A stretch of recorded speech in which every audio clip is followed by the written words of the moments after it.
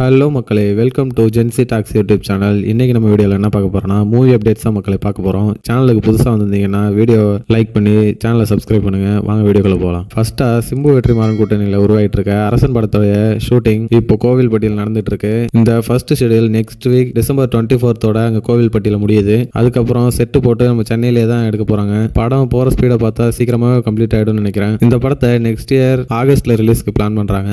இந்த படத்தை முடிச்சுட்டு அடுத்து சிம்பு அஸ்வத் மாரிமுத்து இயக்கத்துல தான் நடிக்க போறாரு. இதுக்கு நடுவுல ஏஆர் முருகதாஸ் கூட சிம்பு படம் பண்ண போறதா டாக்ஸ் போயிட்டு இருக்கு. ஏஆர் முருகதாஸ் சிம்புக்கு ஒரு ஸ்டோரி சொல்லிருக்கிறதாவும் அது அவருக்கு பிடிச்சிருக்கிறதாவும் நியூஸ் வந்திருக்கு. இந்த காம்போ நடந்தா உண்மைக்கே நல்லா தான் இருக்கும். வெயிட் பண்ணி பார்க்கலாம். அடுத்ததா ஜனநாயகன் படத்தோட செகண்ட் சிங்கிள் லிரிசிஸ்ட் யாரு அப்படிங்கிற அப்டேட் வந்திருக்கு. இந்த பாட்டோட லிரிசிஸ்ட் பத்திக்கிச்சு, ஃபியர் சாங், நாயகன் மீண்டும் வரார், இந்த பாட்டெல்லாம் எழுதின விஷ்ணு எடவன் தான் இந்த பாட்டை எழுதியிருக்கிறதா நியூஸ் வந்திருக்கு. Elevation song Anirudh Vishnu Edavan combo பக்காவா இருக்கும். இன்னும் ஒரு நாள் தான் இருக்கு. வெயிட் பண்ணி கேட்கலாம். அடுத்ததா விஜய் சேதுபதி மிஷ்கின் கூட்டணியில் உருவான ட்ரெயின் படம் ரிலீஸ் ஆகிறதுக்கு ரெடியா இருக்கிறதா தகவல் வந்திருக்கு. இந்த படம் ஆரம்பிச்சு ரொம்ப நாள் ஆகுது.